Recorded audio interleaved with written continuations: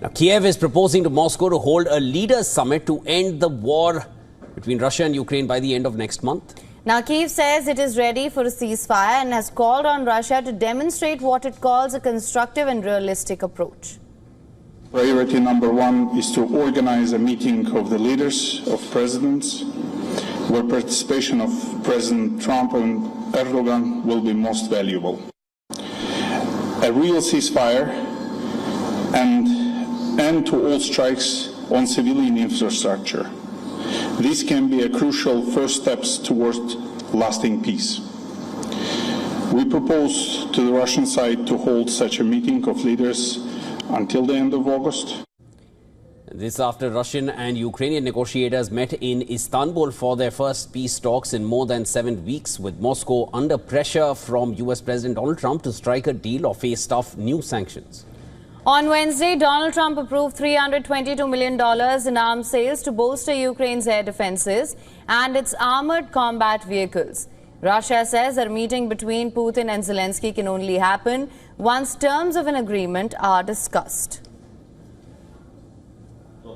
In order for such a meeting between Putin and Zelensky to take place, it is necessary to work out the terms of the agreement in advance and understand what to discuss at this meeting. And in fact, at this meeting, it is not necessary to discuss the agreement, but to finish it, to sign it, you know. As we say, the end of the matter. It makes no sense to meet to discuss it all over again from scratch. Putin turned down a previous challenge from Zelensky to meet him in person and said he does not see Zelensky as a legitimate leader because Ukraine, which is under martial law, did not hold new elections when Zelensky's 5-year mandate expired last year.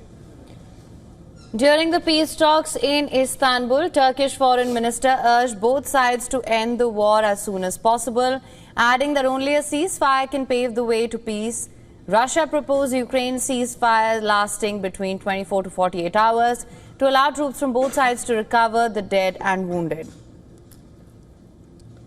At 40 minutes, the meeting was even shorter than the two sides' previous encounters on the 16th of May and on the 2nd of June, which lasted a combined total of under 3 hours.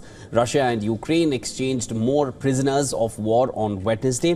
Zelensky said that Ukraine brought home more than 1,000 prisoners of war from Russia, many of them seriously wounded.